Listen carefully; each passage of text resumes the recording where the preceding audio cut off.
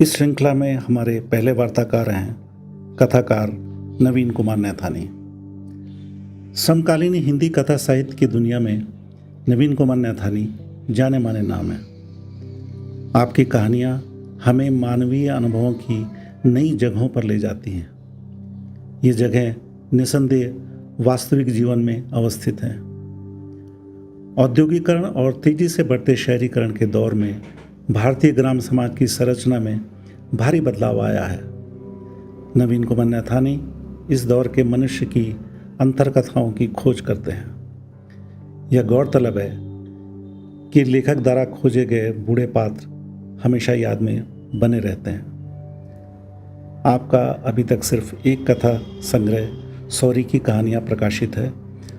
वर्ष 2009 में प्रकाशित इस संग्रह में वर्ष 1988 से वर्ष 2005 तक की कहानियाँ संकलित हैं।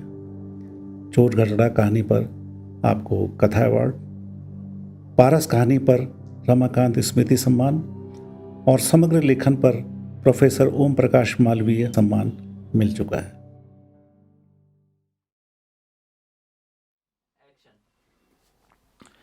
नवीन, विज्ञान पे बात करते हुए मुझे ध्यान आया कि वैज्ञानिकों की दुनिया के बारे में हम लोगों को प्राय कुछ पता नहीं चलता और इवन पढ़े लिखे लोगों को भी ज़्यादा जानकारी नहीं मिलती। शायद वाटसन की किताब है डबल हेलिक्स, वो मैंने तुमसे ही सुना था। इसके बारे में कोई लेखन है? ऐसा है, जैसे वैज्ञानिक और साहित्य के अंदर ही अगर हम बात करें तो बहुत पहले, मेरा ख्याल है, अगर मैं ठीक याद कर रहा हूँ तो 25-26 के आसपास, 1925-1926 के आसपास सिंक्लेयर एरोस्मिथ लेविस का एक उपन्यास आया था, एरोस्मिथ। एरोस्मिथ जो है वो एक तरह से वो मतलब इधर तो जब ये कोविड आया है और कोविड के बाद तो ये मुझे और भी मौजू लगता है उपन्यास कि उसका जो पात्र है वो डॉक्टर है और मेडिसिन में प्रैक्टिस करना शुरू करता है, लेकिन बाद में जो है वो वायरोलॉजी की तरफ चला जाता है, जो जीवाणुओं के बारे में और वायरस के बारे में, इनके बारे में वो खोज करने की तरफ जाता है।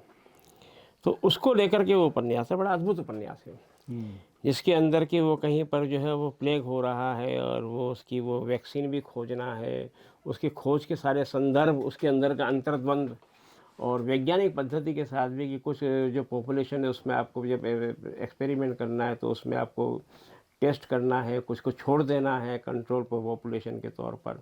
तो सारी पद्धतियाँ जो एक तरीका है उसका, उसको लेकर के वो उपन्यास है और पढ़ने के बाद आदमी हिल जाता है उस उपन्यास को, इस तरह से उसको उन्होंने लिखा है। जबकि मूलतः सिंक्लेयर लेविस जो है वो ट्रेवलॉग लिखने के लिए जाने जाते रहे हैं पहले। अब वैज्ञानिकों ने खुद जो पॉपुलर परसेप्शन, मतलब सामान्य आदमियों के लिए बहुत सारे ऐसे भी रहे जो नोबेल लॉरिएट थे, उन्होंने लिखा है।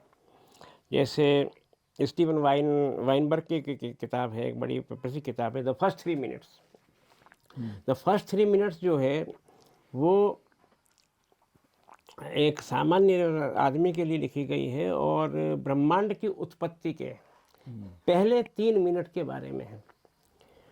उस समय के जो उसके लिए बुनियादी जो फिजिक्स है उसको भी समझाती है और एक जो आधुनिक जो सिद्धांत है उसके बारे में उसको भी समझाती है। बल्कि इस किताब का जिक्र तो खुद स्टीफन हॉकिंग ने भी जो है a brief history of time की भूमिका में किया है। ये बहुत अच्छी किताब है जो है, जिनमें से एक ये है। और इसका सबसे ज़्यादा अधिक जो पॉपुलर एग्जाम्पल है जो वैज्ञानिक गतिविधियों का, वो वाटसन की किताब है द डबल हेलिक्स। डीएनए 1953 में के आसपास जो है इन लोगों ने डीएनए की जो खोज की थी और डीएनए का डबल हेलिक्स वाटसन और क्रिक ने, तो 1968 या 69 में जो है वाटसन ने इसका जो पूरा अकाउंट जो है डबल हेलिक्स के नाम से इस किताब में आया। और उस किताब के अंदर इस तरह से लिखी गई है, उससे लगता है कि ये कोई ऐसे लोग नहीं, हाड़ मांस के लोग हैं, हमारी तरह सोचने समझने वाले लोग हैं और बड़े सहजता के साथ उस किताब में जो है इसने वाटसन ने उस समय का जिक्र किया है। बल्कि ये भी बताती है किताब एक तरह से कि जो खोजें होती हैं जब तो वो ऐसे उस समय जो खोज करने वाले लोग हैं उनके दिमाग में क्या चल रहा होता है, क्योंकि डबल हेलिक्स के बारे में तो एक तरह की प्रतिस्पर्धा भी थी। ये लोग कैम्ब्रिज में थे और दुनिया के तमाम बड़े जो लेबोरेटरीज थी उनके बीच में प्रतिस्पर्धा थी कि कौन इसको पहले से इसके स्ट्रक्चर के बारे में जान सकता है। इनके पास ये फ़ायदा ये था कि इनके पास जो है रोजालिंड फ्रैंकलिन जैसी जो है क्रिस्टलोग्राफर रही। अच्छा, रोजालिंड फ्रैंकलिन के बारे में ज़्यादा लोग नहीं जानते, क्योंकि होता यही है कि महिलाओं के साथ जैसे समाज में और जगह हुआ है वही वैज्ञानिक दुनिया में भी रहा। और अगर आप किसी आदमी से पूछो, आज भी पूछ लीजिए, सब कुछ इतना होने के बाद भी, तो लोग गिने चुने जो है वो ज़्यादा जो मैडम क्यूरी का नाम जानते हैं, उसके बाद ज़्यादा जानकारी नहीं है।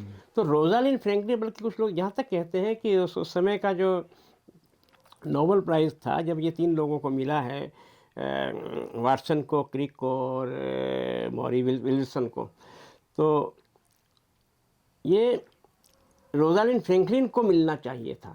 उसका जिसका बहुत महत्वपूर्ण योगदान था, बेसिकली क्रिस्टलोग्राफर थी। तब तक खैर जब तक ये डिक्लेयर हुआ था प्राइज, तब तक रोजालिंड फ्रैंकलिन की मौत हो गई थी दुर्भाग्यवश।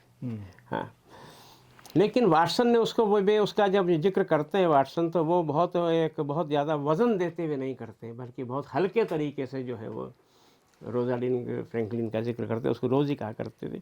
और उसके अंदर वो जो देह है उसका, उस खोज के पीछे, क्योंकि ये सारी जो स्ट्रक्चर्स हैं उसमें क्रिस्टलोग्राफी का बहुत बड़ा हाथ था।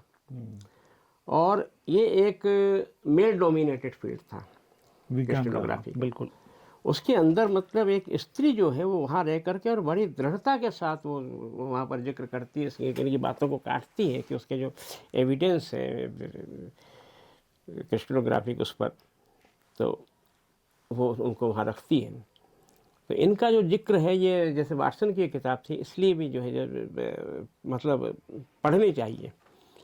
और बाद में फिर इसके जब 50 साल पूरे हुए, दोबारा से ये इस किताब की चर्चा जो है बार बार होती रहती है। तो इस तरह की किताब। और बाकी जो अच्छा हुआ क्या है कि जैसे पॉपुलर राइटिंग के लिए हमारे यहाँ भारत में कम से कम, जैसे कई अब हिंदी में तो बहुत कम लिखा गया है, लगभग नहीं के बराबर। गुणाकर मूल्य ने लिखा है, तो उन्होंने ज़्यादातर गणितज्ञों पर लिखा है, गणित की खोजों पर लिखा है।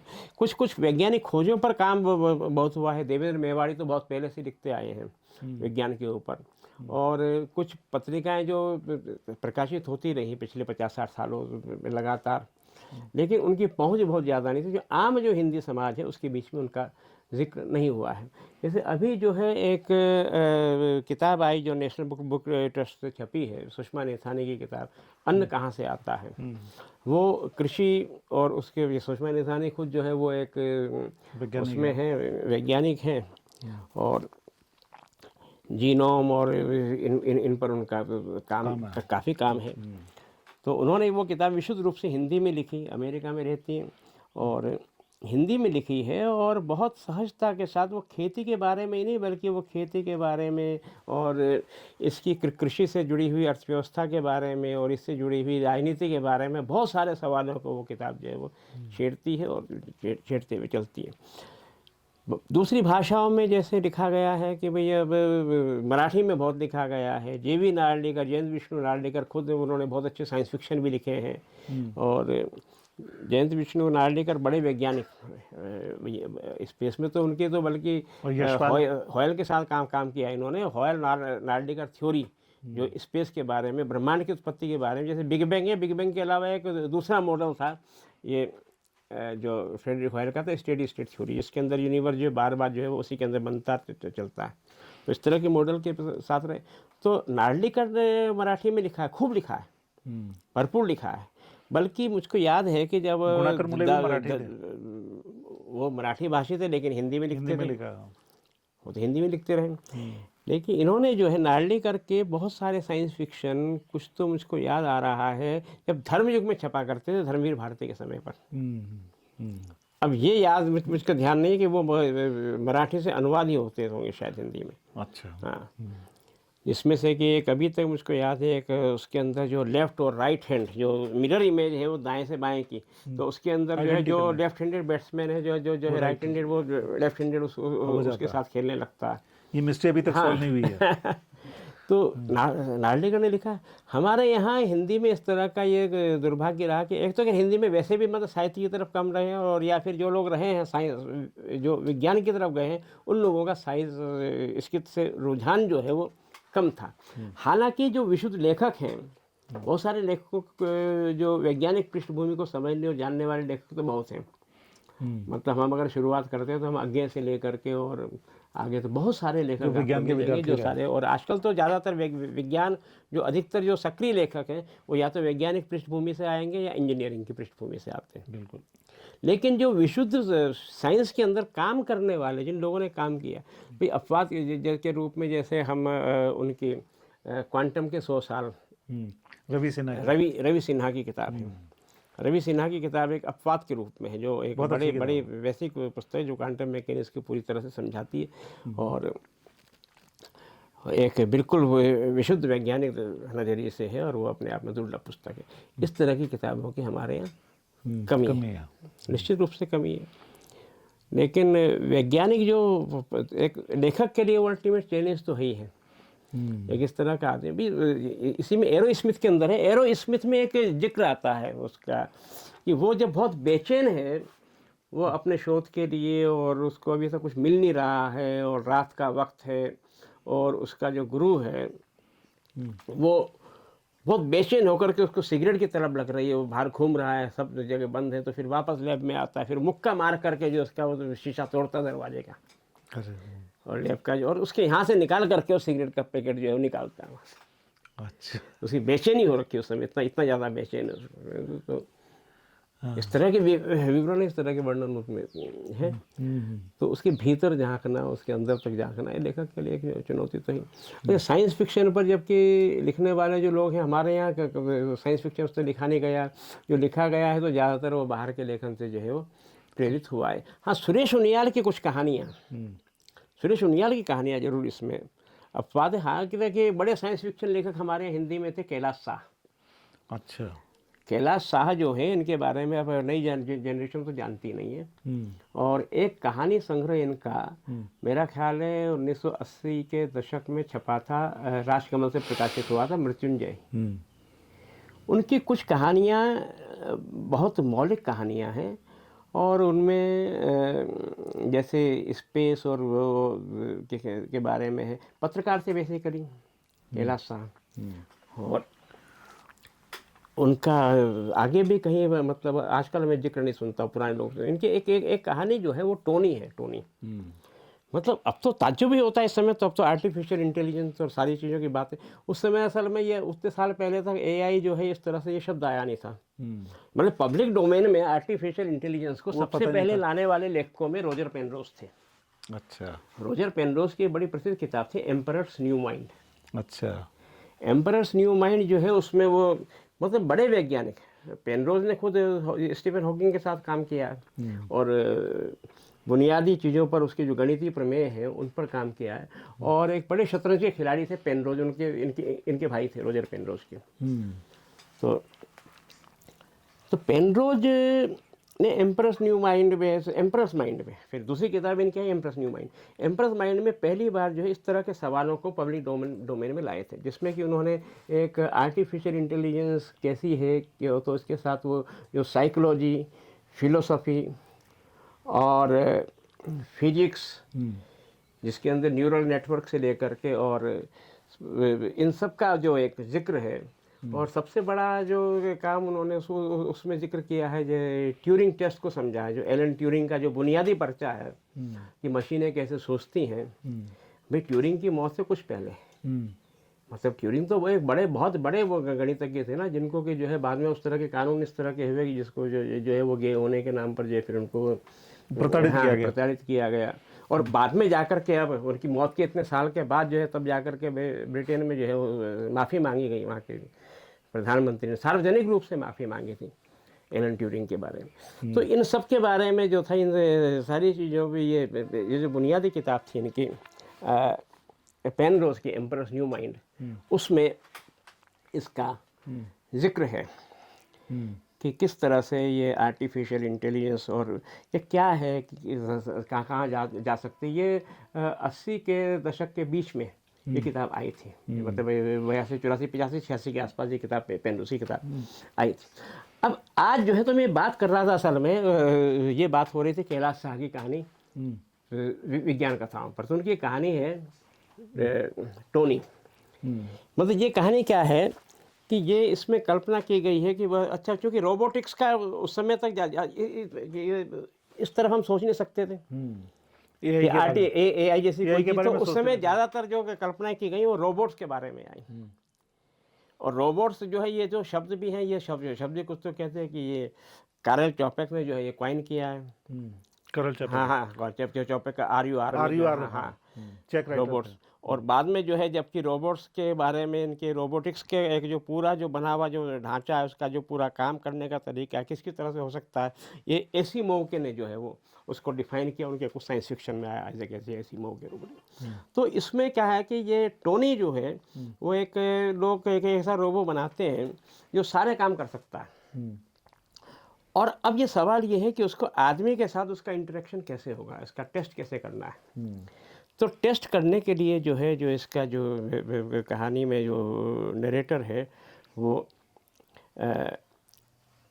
कहीं बाहर जा रहा होता है, और वो अपनी पत्नी को और ये कहता है कि देखो तुम्हारे पास जो है, मैं तुम्हारी मदद के लिए ये है, टोनी है, टोनी रहेगा और ये तुम्हारी मदद करेगा, जो तुम कहोगी वो सारा का सारा काम करेगा, जो भी कहोगी। तो वो उसके अंदर इस तरह के प्रोग्राम और सब कुछ चीज़ें हो गई हैं। अब ये जाती है। अब ये देखिए, कल्पना भी कहाँ तक जा सकती है आपके ना। कल्पना, आप अपने समय में तो रहते हैं, अपने समय के अंदर जो भी चीज़ें हैं वहाँ से आप सोचते हैं।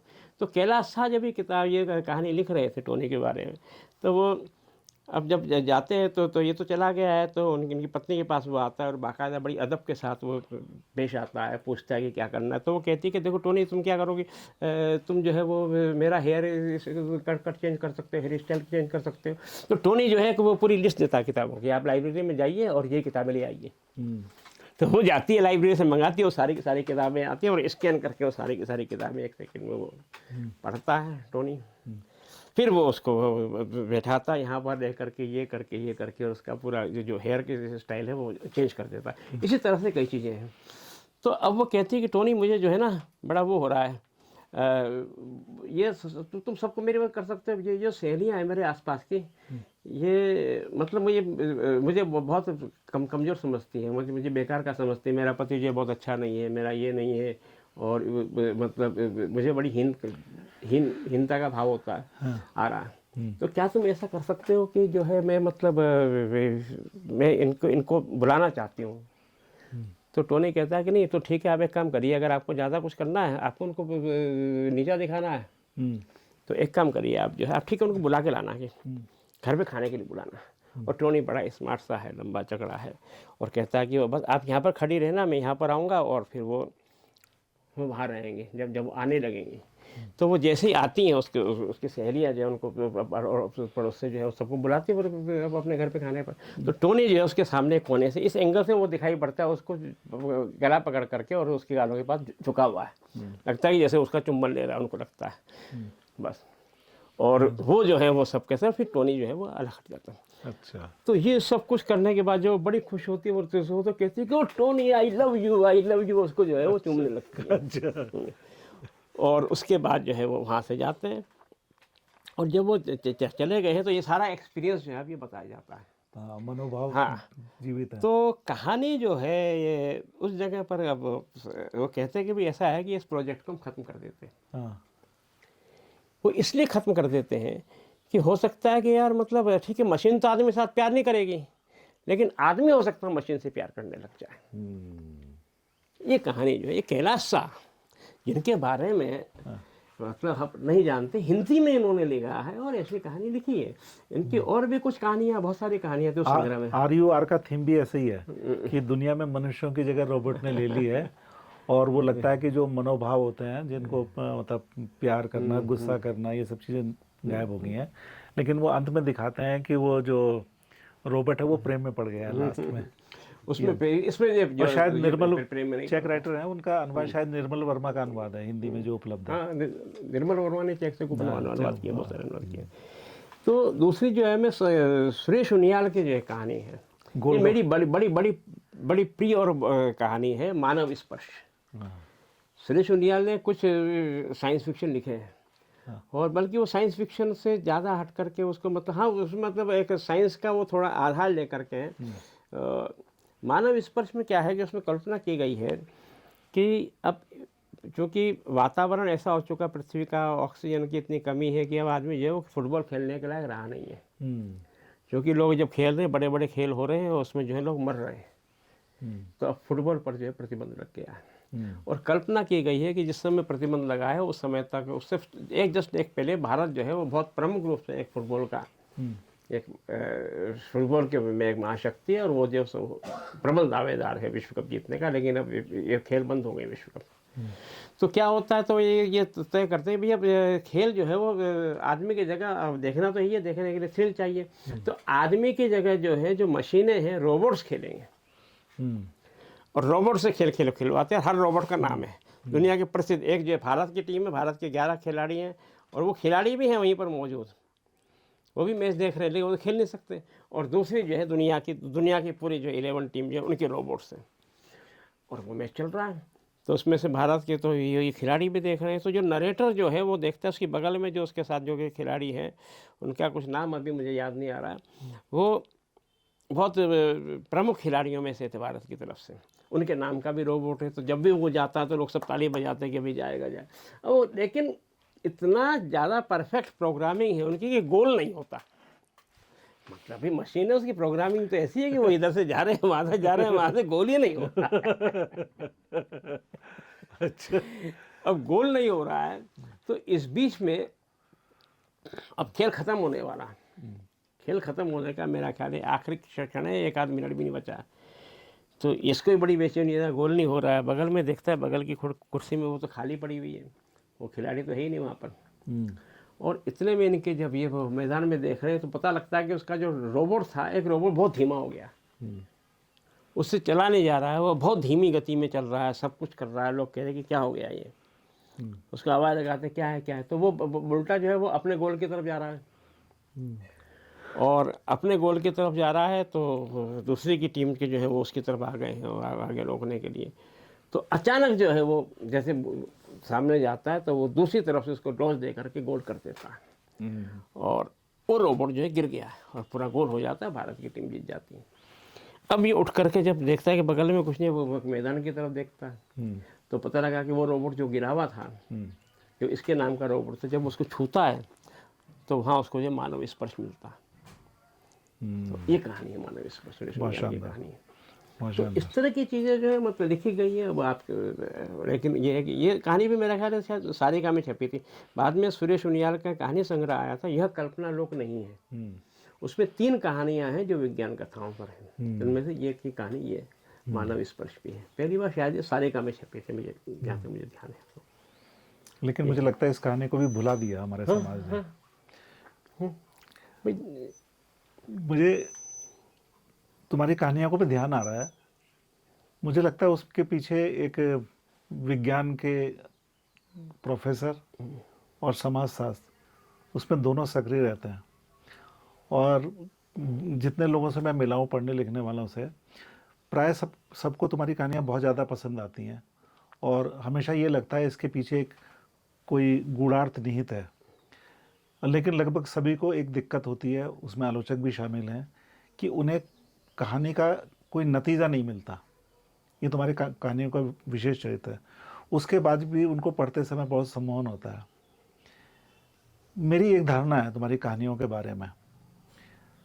तुम्हारी पैदाइश मेरे ख्याल है 64-65 के आसपास है, 61-62 के। तो मेरा ऐसा ख्याल है कि ये वो समय है कि जब पूरे हिंदुस्तान में, दुनिया के बारे में नहीं कह रहा हूँ मैं इस समय, कि जो हमारा ग्रामीण समाज था उसमें बदलाव आ रहे थे, और हमारे गाँव का स्ट्रक्चर टूट रहा था। वो टेक्निक के आने से था, जैसे रेलगाड़ियाँ आ गई, बस आ गए, है ना, नए नए साधन आ गए, और उसके बाद में माइग्रेशन खूब हुआ। और समाज की जो अपनी बहुत पुरानी मान्यताएं थी, मेल जोल की मान्यताएं, एक दूसरे की मदद करने की मान्यताएं, ये सब एक किस्म से चरमरा गई। तो ये जो ट्रांजिशन है गांव के टूटने के बाद जो समाज बन रहा है, एक समाज टूट रहा है, एक बन रहा है, मुझे लगता है तुम्हारे अवचेतन में इसका बहुत प्रभाव है और तुम इसकी तलाश करने के लिए अपने वर्तमान से भी पीछे जाते हो। जो चीज़ टूटी हुई है, जिस समाज को हम तोड़ के छोड़ के बाहर आ गए हैं, उसकी पड़ताल करने की कोशिश तुम्हारी कहानियों में रहती है और इसीलिए तुम्हारी कहानियों में बूढ़े पात्र बहुत होते हैं। तुम अपने वर्तमान से भी पीछे देखना चाहते हो और उसको, उसके मर्म को जानना चाहते हो, क्योंकि तुम्हारे सामने एक स्ट्रक्चर टूट रहा है। और इसके लिए मैं तुम्हारी एक कहानी उद्धृत करूंगा। वो कद कहानी जो है, वो एक लगती तो एक पारिवारिक कथा है, लेकिन मुझे लगता है कि उसमें ये निहित है। यह खोजराम है, खोजराम है पारस कहानी का, जो जिस पे तुम्हें पुरस्कार भी मिला। उस कहानी में भी यही है कि आदमी जैसे कुछ चीज़ें छोड़ आया है और अब अपनी नई चीज़ों की वो खोज में लगा हुआ है, ऐसी जिज्ञासा है। वो नया समाज चाहता है और जो छूट रहा है उससे भी उसको बहुत गहरा लगा हुआ है। इस बारे में क्या कहोगे आप? मुझे तो देखिए ऐसा है कि ये तो बुनियादी रूप से मुझे लगता है कि लेखन जो है, लिखना ही जो है वो अपने आप में जो है वो अपने आप को और खुद को खोजने की एक यात्रा है।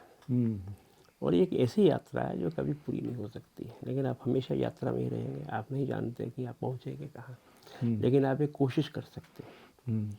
तो लिखना जो है वो उस यात्रा की ही है और खुद को खोजने की यात्रा। अब ये मैं नहीं जानता हूँ कि आप जो जिन संदर्भों की बात कर रहे हैं कि वो सचेतन रूप से तो नहीं, इस तरह से मुझे नहीं लगता। हो सकता है कि अचेतन में कुछ इस तरह की चीज़ रही हो या कोई चीज़ हो। और जहाँ तक दूसरी बात है कि जो खुला हुआ अंत जो है वो मुझे लगता है कि कहानियाँ जो है या लेखन जो है वो जो उसको खुला हुआ ही होना चाहिए। उसको पाठक के पास छोड़ देना चाहिए कि उसको कहाँ और क्या चीज़ उसमें से ग्रहण कर सकता है। अगर आप बहुत एक ही तरफ आप ले जाना चाहते हैं या एक ही खास तरह से खास अर्थ या खास उसकी तरफ ले जाते हैं, तो ये पाठक को बांधना है और उसकी दृष्टि को संकुचित करना है।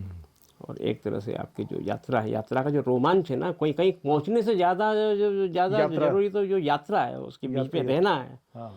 उसका रोमांच, मंजिल पे पहुंचने के बाद तो कुछ बचता नहीं है। ये है यात्रा का एक अपना ही सुख होता है। कुछ बचपन में देखी गई फिल्में याद है आपको? बचपन में तो भाई मैंने जो पहले फिल्म देखी थी वो थी मेरठ में देखी थी, सिनेमा हॉल में। उससे पहले तो यहाँ गांव में जो है ये पब्लिकेशन डिवीज़न के ये न्यूज़ रील वगैरह ये प्रचार के लिए आया करते, सूचना विभाग के, और ये गांव में कहीं पर आ गया शाम को, तो सब लोग फिल्म देखने के लिए चले गए। तो कुछ फिल्में देखी होंगी यहाँ पर। कुछ फिल्में भी दिखाते थे, जैसे गोवा के उस पर जो फिल्म थी अमिताभ बच्चन की, अब्बास की थी शायद, सात हिंदुस्तानी। लेकिन वैसे सिनेमा हॉल की जो फिल्म है वो मुझे याद है, वो मेरठ में देखी थी। ये बात है मैं सन इसको याद कर सकता हूँ, 69 की बात है, जुलाई या अगस्त के महीने की बात है। क्योंकि मैं यहाँ भोगपुर से जो हूँ, फिर मैं नैनीताल जा रहा था पढ़ने के लिए, बड़े भाई साहब आए थे, वो ले गए थे मेरठ होते हुए। तो मेरठ में हमने फिल्म देखी। अब यहाँ क्या होता था कि फिल्म जब चलती थी तो फिर वो रील बदलती थी, तो फिर वो थोड़ी देर तक फिर जब वो उतरा वहाँ से प्रोजेक्टर के सामने से, फिर वो दूसरी रील चढ़ाई गई, तो बीच में गैप होता था। अब वहाँ सिनेमा हॉल पता ही लगता था। वहाँ बीच में अचानक इंटरवल हुआ, तो इंटरवल होने के बाद फिर फिल्म शुरू हो गई। तो जब हम घर आए तो हमने कहा, तो 2 ही रील की फिल्म थी। आशीर्वाद की फिल्म थी वो, मुझे याद है, अशोक कुमार की फिल्म है। और उसका एक ही दृश्य याद है, वो जो है वो हलवा चाका खाता कटोरी में रख करके, अच्छा, उंगली से निकाल करके। अच्छा, कुछ इस तरह का दृश्य, वो इम्प्रेशन मेरे दिमाग बना हुआ है अभी। अब उसके बाद मैंने दोबारा आशीर्वाद देखी नहीं है तब से। बाकी हाँ, फिर कुछ नैनीताल में बीच बीच में आता है कभी। नैनीताल में खामोशी देखी थी, इस तरह की फिल्मों का जिक्र है, वो याद। वैसे प्रसंगवश बता दूं कि तुम्हारी कहानी पढ़ते समय बहुत ही विजुअल्स दिमाग में आते हैं और उसमें कहानी के पात्र धीरे धीरे आगे बढ़ रहे हैं, बड़े स्ट्रांगली आते हैं विजुअल्स। वो सिनेमा का तो सिनेमा देखना मुझे अच्छा लगता है, और मैं शायद हो सकता है कि मुझे अच्छा भी लगता है उसको देखना। जैसे चढ़ाई कहानी है, ये मैं उन दिनों न्यू एम्पायर में एक फ़िल्म देख रहा था मैं, और शायद ये कि फ़िल्म देखते देखते मेरे साथ ये होता है, कई बार मैं फ़िल्म से अलग हट जाता हूँ। फिर मैं फिल्म देखना भूल करके जैसे अपने भीतर कहीं खो गया या कहीं कुछ जैसे आया सिनेमा हॉल में। सिनेमा हॉल के अंदर हो जाता है? हाँ, ये सिनेमा हॉल के अंदर होता है। अच्छा, कोई चीज़ इग्नाइट हाँ, कर जैसे देती है। आजकल अब तो जैसे इसमें देखते हैं हम लोग, ये OTT में या इसमें, या कोई पुरानी वैसी फिल्म देख लो। लेकिन उस समय चूँकि हॉल के अंदर थे तो आपके आसपास कोई वो नहीं था, तो आप सचेत होकर के आप फिल्म नहीं देख रहे होता। फिल्म देखते तो देखते देखते आप जैसे वहाँ पे उसमें जंगल के दृश्य थे असल में। तो अगर मुझे गलती जैसे नहीं कर रहा हो और कुछ ये, मैं कई बार कोशिश की इस बात को याद करने की, तो मुझे लगता है वो शायद कस्तूरी फिल्म थी। अब ये पता नहीं कि ये, क्योंकि ये अगर ये 80-82 के आसपास की बात है, ये 82 से पहले की, क्योंकि चढ़ाई कहानी में जो हूँ मेरे पास उसका एक वो पड़ा हुआ है ड्राफ्ट, वो उसमें अब 31 जुलाई 1982 की डेट पड़ी हो, तो उससे पहले की फिल्म है। तो शायद वो कस्तूरी रही हो कि उसमें जंगल का दृश्य है, और न्यू एम्पायर में देखिए देहरादून में। अच्छा, न्यू एम्पायर में, और तो जंगल के कुछ एक दृश्य, और एक दिमाग में एक बूढ़े की एक इमेज सी आ गई, और वो बूढ़ा जो है वो वहाँ गया और वो रुक गया, और वो तो दिमाग में तो वो इमेज बनी, वो उस इमेज से जो है वो कहानी शुरू हुई। नवीन, हमारे समाज में प्राचीन काल से ही ईश्वर की अवधारणा जो है वो अस्तित्व में रही है, भिन्न भिन्न रूपों में। जैसे कि लोग समझते हैं कि बड़े धर्मों का नाम लेते हैं तो वो सोचते हैं कि यही इनका केंद्र है, लेकिन ऐसा मेरे ख्याल में नहीं है। इवन जो छोटे छोटे समाज थे जो कि प्राय आइसोलेटेड रहते थे एक दूसरे से, उनके भी अपने अपने गॉड थे, और ईश्वर को लेके और सृष्टि को लेके उनकी अपनी मान्यताएं रही है। और हमारे वैज्ञानिकों ने भी इस विषय पर डील किया है। इसमें हम आइंस्टाइन को भी याद कर सकते हैं और स्टीफन हॉकिंग को भी, कि जिन्होंने ये भौतिक के सिद्धांतों के आधार पे ये बताया कि ईश्वर नाम की चीज़ नहीं होती है। और मैं सोचता हूँ कि ये बात हर प्रबुद्ध मनुष्य को ज़रूर जाननी चाहिए। इसको लेके कुछ किताबों को आप याद कर सकते हैं, जैसे कापरा की किताब है, या कोई अन्य किताबें हैं, इवन आइंस्टीन और हॉकिंग की किताबें हैं, ब्रीफ हिस्ट्री ऑफ टाइम। इसके बारे में आपके मैं विचार जानना चाहूँगा। ये असल में बहुत टेढ़ा सवाल है। ये बात है कि असल में ईश्वर जो है एक शब्द के तौर पर हम लोगों के चूँकि जीवन में इस कदर आ चुका है कि हम जो धर्म के अंदर जो ईश्वर का स्वरूप है, हम उस जो रूप है उसकी बात नहीं कर रहे हैं, बल्कि ये जो ईश्वर शब्द जो है वो एक तरह से प्रकृति के और उसको समझने के लिए जो अल्टीमेट जो नॉलेज है उसकी तरफ की हम बात करते हैं। क्योंकि ईश्वर जो है बुनियादी रूप से मनुष्य की सबसे वैसा जो अवधारणा, जो कंस्ट्रक्ट है, जो सभ्यता के साथ जो मनुष्य का जो इस जीवन के अंदर आया है, उनमें एक बहुत बड़े जो उनमें से जो मनुष्य ने बनाया वो उन स्वरूपों में जो मुझे लगता है, और बहुत सारे लोग इसको मानते भी होंगे कि मनुष्य की जो सबसे वैसी रचना वो ईश्वरीय है। और एक ऐसी रचना है जिसने मनुष्य को स्वतंत्र भी किया और उसको बांधा भी अपने उसमें से एक कॉन्सेप्ट के तौर पर। क्योंकि जो आपके बहुत सारे जो अनसुलझे सवाल हैं, अनसुलझे रहस्य हैं, उनको आप ईश्वर के हवाले कर देते हैं, और आपका काम जो बहुत आसानी से चलता रहता है। और ये एक प्री डिटर्मिनिस्टिक जो दुनिया है, जो पहले से पूर्व निर्धारित है, सब कुछ है, और उसके साथ उसकी अवधारणा जो है बहुत मज़ा आता है उसको, या इस तरह के सिद्धांत जो उसमें एक सब कुछ निर्धारित है, सब कुछ एक उस गति से चल रहा है शुरू से आखिर तक, उसके अंदर फिर कोई नियति भी तय होगी, वो ईश्वर की अवधारणा को बहुत जोर देती है। लेकिन जब हम आगे जाकर के देखते हैं कि प्रकृति के अंदर ये पूर्व निर्धारित कुछ भी नहीं है, बल्कि लगातार और निरंतर एक इवॉल्व होती हुई और विकसित होती हुई ये एक प्रणाली है, एक सिस्टम है। तो उस सिस्टम के अंदर जब हम देखते हैं तो हमें ईश्वर जो है फिर उसकी वहाँ उस तरह से कोई आवश्यकता नहीं महसूस होती है। तो अब हुआ क्या है कि जैसे कई बार इसमें इन चीज़ों में बड़ा गड़बड़ भी हुआ है, जिसका आप संस्कृतियों के साथ, और कई बार जब वैज्ञानिक इन शब्दों का इस्तेमाल करते हैं और तो दूसरा व्यक्ति जो है वो समझता है कि ईश्वर की बात कर रहे हैं, जबकि वो भाषा, ये भाषा के भी सवाल ही है ना, कि वहाँ पर ईश्वर का मतलब उस ईश्वर से नहीं है, उनका मतलब एक अल्टीमेट एक लॉ से है, अल्टीमेट एक नियम से है। भाई आइंस्टीन का बड़ा प्रसिद्ध जो एक वाक्य है कि जो है कि ईश्वर हमारे साथ पासे नहीं फेंक सकता है, जो कि क्वांटम मैकेनिक्स के जब डेवलपमेंट के दरमियान एक खास तरह का, जिसको कोपेनहेगन इंटरप्रिटेशन कहते हैं, उस समय ये बात आई थी। और आइंस्टीन ने इसको खारिज करने के लिए क्वांटम मैकेनिक्स के इसको, जो खास तौर से अनसर्टेनिटी प्रिंसिपल की बात करता था, जो अनिश्चितता का सिद्धांत जिसे कहते हैं आज, तो उसके लिए आइंस्टीन जो है कुछ थॉट एक्सपेरिमेंट्स लेकर के आए थे, जिसमें एक बहुत प्रसिद्ध जो है वो आइंस्टीन, पोज़ोलस्की, रोजिन के साथ मिलकर के एक पैराडॉक्स था, जिसको आप EPR पैराडॉक्स कहते हैं। मज़े की बात यह है कि आज के जो भौतिक शास्त्र के जो प्रमुख जर्नल्स हैं,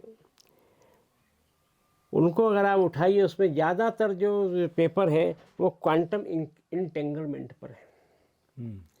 क्वांटम इंटेंगलमेंट जो है ये, मतलब आइंस्टीन ने जिस चीज़ को उठाया था एक सिद्धांत को खारिज करने के लिए, बात ये कुछ एक्सपेरिमेंट, खास तौर से डेविड बॉम वगैरह के एक्सपेरिमेंट्स थे, और इनके जो सिद्धांत थे बल्कि, तो और बात के जो एक्सपेरिमेंट्स किए गए वो उसकी तरफ इशारा करते हैं। आपने एक सिद्धांत किसी चीज़ को खारिज करने के लिए दिया, बाद में पता लगा कि नहीं, उसके साथ एक नई तरह की चीज़ जो है वो निकल आई और नई तरह के सिद्धांत सामने आए। तो ये सब चीज़ें जब इसको आप एक पब्लिक डोमेन में ईश्वर के साथ जोड़ते हैं, तो कुछ लोग जो है इसमें ये मानते हैं कि नहीं साहब, ये तो देखो ये सब चीज़ें तो प्रकृति के अंदर हैं, और इसलिए इसका काम जो है वो ईश्वर के बिना हमारा काम नहीं चलता है। जबकि उन्हीं चीज़ों के साथ आप दूसरे तरीके से आप देखेंगे तो आप ये कहेंगे कि नहीं, इसमें ईश्वर का कोई रोल नहीं है, क्योंकि दार्शनिक रूप से अगर हम बिल्कुल वो कहें तो उस रूप से तो जो ईश्वर की जो अवधारणा है वो ऐसी है कि न तो आप इसके होने को आप साबित कर सकते हैं और ना आप इसको के न होने को साबित कर सकते हैं। तो जब हम साइंस की हम बात करते हैं तो हम सीधे सीधे हम कहते हैं ये चीज़ें जो है, सबसे आसान तरीका तो है कि ये साइंस की डोमेन के बाहर की चीज़ है। तो अगर ये दर्शन के विषय है तो उनको दर्शन के पास छोड़ देना चाहिए। लेकिन हमने पहले भी बात करी थी, पहले भी बात करते हुए हम इस जगह पर पहुँचे थे कि आज जो है साइंस एक ऐसी स्थिति पर पहुँच गया है, अल्टीमेटली उन सवालों के जवाब देते देते, कि वो दर्शन और विज्ञान इन दोनों के बीच में से आपस में एक टकराहट है। पर आपस टकरा क्या, बल्कि दोनों क्षेत्र एक दूसरे के अंदर घुल मिल गए। एक क्षेत्र से दूसरे क्षेत्र में, दूसरे क्षेत्र से एक क्षेत्र में आवाजाही जो है वो बन चुकी है। तो इस सवाल को हम इस तरह से देख सकते हैं। दूसरी बात यह है कि कुछ लोगों के लिए ईश्वर की अवधारणा आसान होगी, क्योंकि वो अपनी इन सब चीज़ों को ईश्वर के भरोसे छोड़ देते हैं। जब वो ईश्वर के भरोसे छोड़ देते हैं तो वो फिर कोई प्रश्न नहीं उठाते, वो सामाजिक जो असमानता है उस पर प्रश्न नहीं उठाते, क्योंकि असमानता जब ईश्वर के भरोसे है तो कोई वो शक्ति है जो उसको असमानता, सब कुछ चीज़ें आ रही हैं, कुछ लोग बड़े हैं, जो लोग सुविधा में जी रहे हैं उनके लिए भी ठीक है, उनको इससे फ़र्क नहीं पड़ता ये सुविधा जो है वो किसकी कीमत पर ये आ रही है। अच्छा, जो लोग ईश्वर को नहीं मानते हैं उनका काम भी जो है बहुत आसानी के साथ चलता है। ये भी नहीं है कि उनको कोई वो सबसे बढ़िया उदाहरण जो है मैं इनका इस तरह से देखें कि जब आदमी कोई क्राइसिस में होगा या मृत्यु है या इस तरह के जो सवाल हैं, जीवन का है, बीमारी है, इस समय पर जो ईश्वर को मानने वाला है कि वो ईश्वर के भरोसे होकर के, कुछ लोग ये भी कहते हैं कि साहब जो आप जो ईश्वर को मानने वाले हो, ईश्वर के भरोसे छोड़ के बड़ी शांति के साथ अपनी जीवन जो है वो जी लेते हैं। लेकिन वो शांति के साथ नहीं जीते। उनके साथ चूँकि ईश्वर है तो उनके साथ भी उस वक्त भी जो है वो उनके दिमाग में एक इनजस्टिस महसूस होगा कि ईश्वर क्या ये अन्याय भी कर सकता है, ये हमारे साथ कर रहा है तो क्या ईश्वर है करने वाला। जबकि जो लोग ईश्वर को नहीं मानते हैं तो उनको कोई फ़र्क नहीं पड़ता, कोई करने वाला नहीं है। वो जीवन के अंदर की जो गतिविधियाँ हैं, बहुत सारी चीज़ें, उसके अंदर एक इंडिविजुअल, जब आप वैज्ञानिक पद्धतियों को आप अपनाते हैं, जब आप औसत की बात करते हैं, स्टेटिस्टिकल प्रोसेस की बात करते हैं, तो स्टेटिस्टिकल प्रोसेस में बहुत सारे लोगों के साथ एक सामान्य नियम लगते हैं। आपका एटम है वो डिके हो रहा है, रेडियम है, यूरेनियम डिके हो रहा है, इसकी लाइफ जो है वो इतने लाखों साल है, लेकिन आप अभी अभी जो है कोई पर्टिकुलर जो है उसके अंदर एटम होगा वो डिके हो रहा है, कोई नहीं हो रहा है, हमेशा कुछ ना कुछ डिके हो रहा है, तो भगवान थोड़ी है ना। कोई लेकिन भगवान वो थोड़ी करता है। इसलिए डिके हो रहा है कि वो भौतिक कारणों हर से। इंडिविजुअल के लिए आप नहीं कह सकते हैं, लेकिन इन ऑल जो पूरा मटेरियल जितना सारा है, जितनी बड़ी तादाद है, उन सब में औसत के रूप में तो वो सही है, उसको हम विज्ञान के नियमों से हम जानते हैं। तो हर एक इंडिविजुअल के साथ, इंडिविजुअल की ज़िंदगी में वो जो एक अलग तरीके से वो इवोल्यूशन का प्रोसेस है, उसमें कोई एक सार्वभौमिक चीज़ों का कोई भी योगदान नहीं है। तो व्यक्ति जो है उस समय उसको संतुष्टि मिलेगी कि वो कोई सत्ता उसके लिए जिम्मेदार नहीं है, कोई चीज़ जिम्मेदार नहीं है, वो प्रकृति की घटनाओं के बीच में से एक चीज़, एक इंडिविजुअल है, एक प्राणी है, और किसी भी प्राणी के साथ घटना जो कुछ अलग तरीके से अच्छी या बुरी हो सकती है, इसमें भाग्य की कोई बात उसको उसकी कोई आवश्यकता नहीं, उसके लिए संतुष्टि है। बहुत सारे शब्द इसमें मिसनोमर्स हैं, वो भाषा की समस्या है। इसीलिए कहते हैं कि जो विज्ञान की जो भाषा है वो गणित में तो ठीक है, जो चीज़ है कि तभी कहते हैं कि जो प्रकृति की भाषा को अगर गणित के रूप में रखें तो उसमें उसका वही मतलब होगा जो आप हर आदमी समझ सकता है। लेकिन जब हम उसको शब्द दे देते हैं तो शब्द हम अपनी भाषा से देते हैं, तो ये भाषा से जो हमें अर्थ ग्रहण करने की क्षमता है वो हमको कहीं सीमित भी करती है। जैसे सबसे बढ़िया उदाहरण मुझे बार बार लगता है, पता नहीं क्यों ये और लोगों ने इस बात पर इस तरह सोचा कि नहीं सोचा, जैसे हम नंबर सिस्टम है, हम उसमें इमेजिनरी नंबर की बात करते हैं, काल्पनिक संख्याएं कहते हैं कि काल्पनिक संख्याएं, तो क्या वो काल्पनिक है, क्या वो वास्तविक नहीं है? यानी एक सर्टेन फ्रेमवर्क में जब वो डेवलप हुआ, वो सिस्टम डेवलप हुआ, उसमें उनको एक शब्द की ज़रूरत थी, तो किसी वजह से वो शब्द क्वाइन कर दिया गया। वो शब्द क्वाइन करने के बाद जो भाषा में चला आया है और हम भाषा से उनका अर्थ ग्रहण करते हैं, अगर हम विशुद्ध गणितीय रूप से देखते हैं तो हमें कोई दिक्कत नहीं पड़ती उसमें से।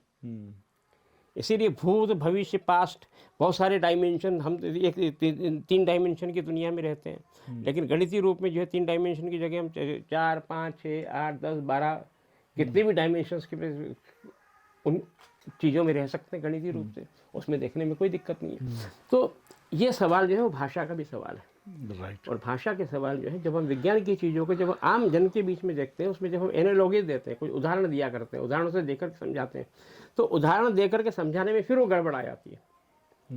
लेकिन कहीं ना कहीं उदाहरण देने पड़ते हैं उसको समझने के लिए। तो गणित जो उसकी अंततः एक अल्टीमेट लैंग्वेज है। तो अगर जब हम इस भाषा में समझे तो अल्टीमेट लैंग्वेज की फॉर्म में जो है आप उसको मतलब ईश्वर या गॉड जो है वो एक अल्टीमेट जो अगर एक भौतिक शास्त्री के लिए है कि वो एक अल्टीमेट समीकरण होगी, जो बहुत सीधी और सरल समीकरण होगी, जिसके अंदर सारे के सारे जितने भी ज्ञात नियम हैं प्रकृति के अंदर, उन सब नियमों को कोई एक सूत्र का इस तरह का नियम कोई उसको बांध सके, क्योंकि उसके अंदर विविधता बहुत है।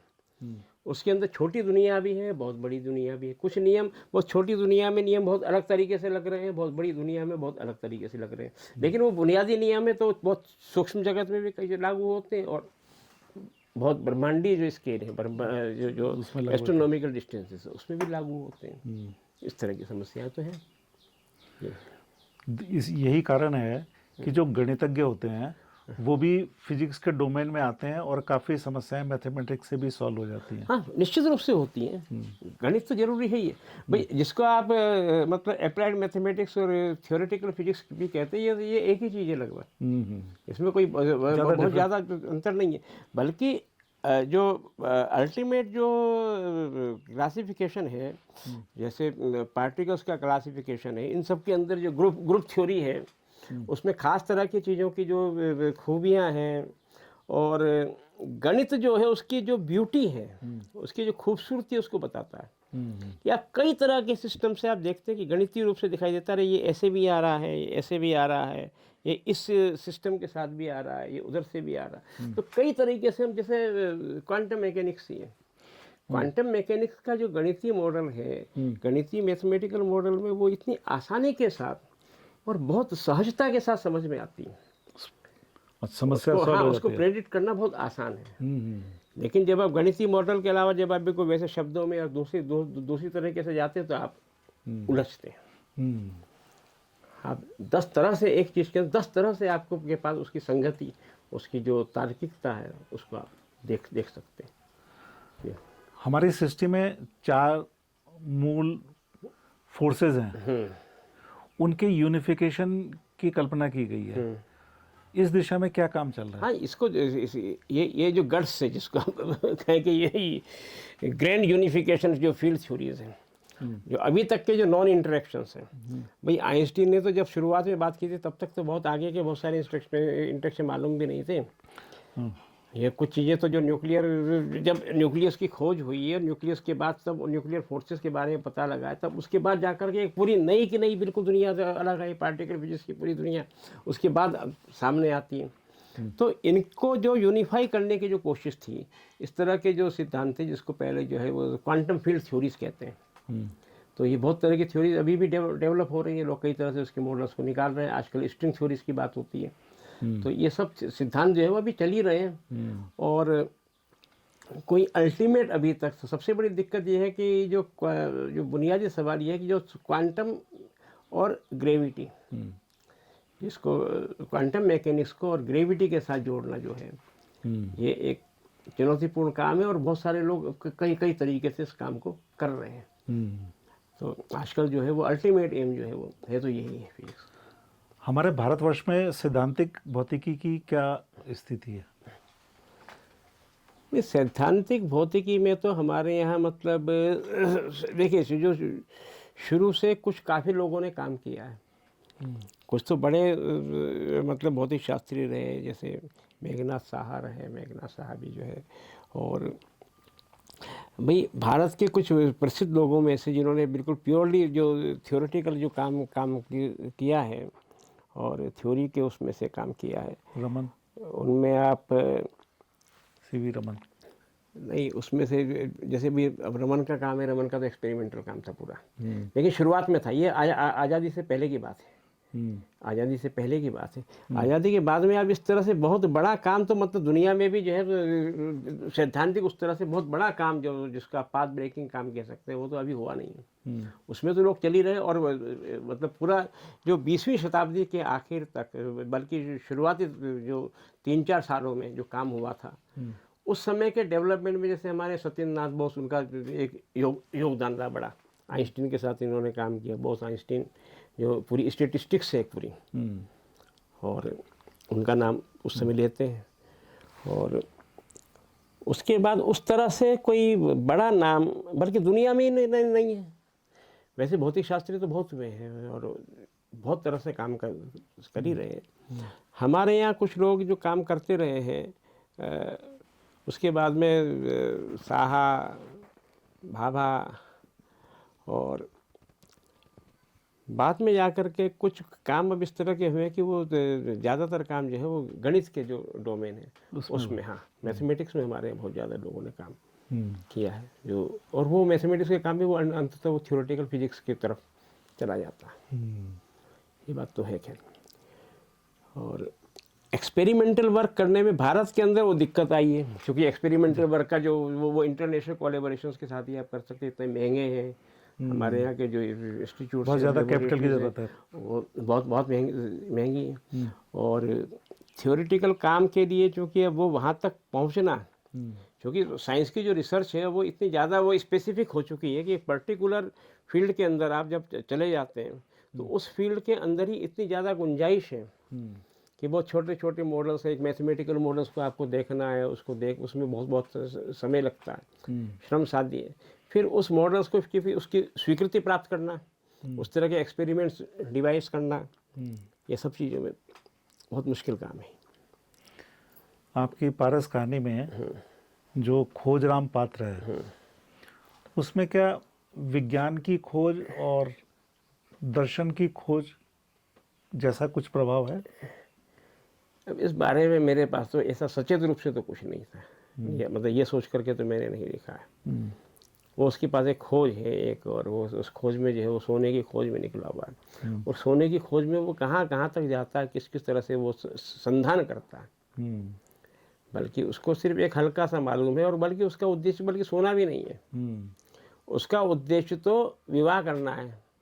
विवाह करने के लिए उसको वहाँ कहते हैं कि भाई अगर जब सोना मिलेगा तब तेरा विवाह होगा, क्योंकि उसके जो अपने जो शरीरगत जो उसकी वो है कमियां हैं, उनकी वजह से उसके पास ये प्रश्न, ये संकट उठता है। अगर उसके अंदर इस तरह की कमी नहीं होती तो शायद उसके पास ये संकट भी नहीं होता और वो इस तरफ जाता भी नहीं। तो वो उसकी खोज की बात है। इसमें दर्शन और वो अगर दिखता हो तो मैं कह नहीं सकता हूँ कि हो सकता है कि उसमें कोई दर्शन भी दिखाई दे रहा हो, या विज्ञान तो खैर कम से कम नहीं है। मुझे लगता है कि वो भी एक मनुष्य के मन की खोज है, ऐसा मुझे लगता है पाठक को। और नवीन, तुम्हारे इस जवाब पर मुझे एक कहानी याद आ रही है मैक्सिम गोर्की की 26 सेलर्स एंड ए गर्ल। एक रोचक तथ्य समझ में आ रहा है। मुझे तो यह लग रहा है कि अगर नवीन जो है इस कहानी को लिख रहे होते तो कैसे लिखते। वैसे आपकी क्या प्रतिक्रिया मैं है? तो शायद है कि मैं लिख ही नहीं पाता उस कहानी को, क्योंकि वो गोरखी ने जिस तरह से वो कहानी लिखी है और उस कहानी के जो वर्णन है, जो विवरण है, एक एक चीज़ हो उसके अंदर बैठे हुए हैं। वो लड़की आती है, वो एक उनके लिए एक वो बीच का एक जरिया भी है, दुनिया को देखने समझने का, एक संवाद का सेतु भी है। और उनकी इमेज जो उसके मन में बनी हुई है, उस लड़की के मन में बनी हुई है, वो मतलब एक वैसी है जैसे ईश्वर की अवधारणा है, जैसे वो ईश्वरी है। लगातार उसके साथ उसके संपर्क में वो हमेशा रहते हैं। और जब उनको उस कहानी में पता लगता है कि वो लड़की जो है उसका कोई प्रेमी है और उसके साथ वो चली गई, और कहानी के आखिरी में जो जब उनका जो भंग होता है, वो जिस तरह से वो रिएक्ट करते हैं, वो ऐसे ही लगता है कि जैसे जो ईश्वर की अवधारणा जो है ना, जब एक सामान्य आदमी भी जो है जब वो समझ लेगा कि जिस ईश्वर के बारे में मैं सोच रहा था और वो ऐसा है, वो तो है ही नहीं, वो छिन्न भिन्न हो जाती है, एक करके टूट टूट करके जाती है। तो उस कहानी के तो बहुत सारे मीनिंग है, मल्टीपल मीनिंग। वो हर पाठक का अपना पाठ है, आप किस तरह से ले सकते हो। लेकिन उसके उन पाठों को खोलने के लिए उधर तक देखने का जरिया तो लेखक ही देता है। खैर ये बात तो सही है कि आप पढ़ते आप अपने आप है, लेकिन पढ़ते आप वही है जो लेखक आपके सामने रख रहा है। टेक्स्ट तो वही है। हाँ, अब उस टेक्स्ट के अंदर की जो चीज़ें हैं कि वो कितना ज़्यादा लेखक को स्टिमुलेट करते हैं, आप अपने अनुभव को कितना ज़्यादा उनके साथ जोड़ते हैं, या वो आपको बहुत अच्छी रचना है, बल्कि वो है जो आपको खुद कुछ और उसके परे देखने की कोशिश करती है।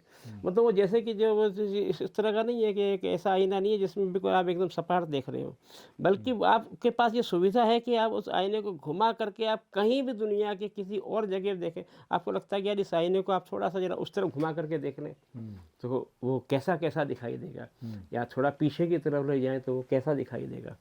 तो आपके पास जो अच्छी रचना जो है वो मुझे लगता है कई बार कि वो जो टेक्स्ट है या उसका जो स्ट्रक्चर है रचना का, वो एक उस तरह की चीज़ है, कोई ऐसी डिवाइस है जो लेखक के हाथ में, जो पाठक के हाथ में, लेखक ने उसको पाठक को पढ़ा थमा दिया है और पाठक उसको घुमा करके इधर उधर अपनी सुविधा के अनुसार वो इधर उधर देखता है, उसको अलग अलग तरह के बिंब जो है उसमें दिखाई पड़ते हैं, अलग अलग तरह के अर्थ उसको दिखाई पड़ते हैं, वो कई जगह घुमा करके। और बहुत अच्छी रचना वो है जिसमें बहुत सारी अर्थ छवियाँ दिखाई देती हैं, बल्कि एक इस तरह का आप ये कह सकते हैं कि वो इस तरह का आईना नहीं, सपाट आईना नहीं है, बल्कि एक ऐसा आईना है जो आप पाठक के हाथ में, और वो थोड़ा सा भी उसकी भावनाओं के साथ उसकी दिशाएं जो है वो बदल जाती है, वो अपने आप को थोड़ा सा टिल्ट कर लेता है और आप उधर से देखते हैं।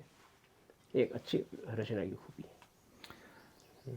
चलते चलते मैं तुम्हारी कहानियों के बारे में एक अपनी राय भी दे दूँ कि मैं और मेरे कुछ दोस्त, हमने नवीन की जब भी कहानियाँ पढ़ी हैं, हमारे सामने एक संकट खड़ा हो गया, क्योंकि वो लगती तो बहुत अच्छी थी, लेकिन उसमें ये भी सवाल आता था कि ये समाज के साथ क्या कर रहा है नवीन। लेकिन बहुत साल तुम्हारी कहानियों को पढ़ने के और दोबारा पढ़ने के बाद मैं इस निष्कर्ष पे पहुंचा हूँ कि उनको कलावाद की पाले में नहीं डाला जा सकता। ये मैं इस मत पे बिल्कुल पहुंच गया हूँ कि वो कलावादी कहानियाँ नहीं हैं।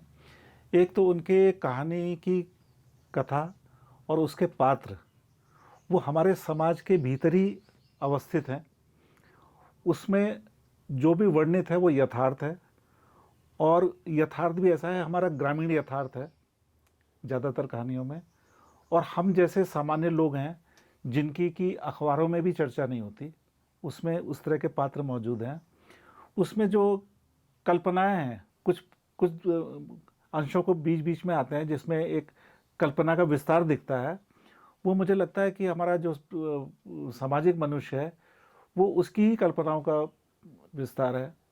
इसी नोट पे अब अपनी बात को यहाँ पे ख़त्म करता है।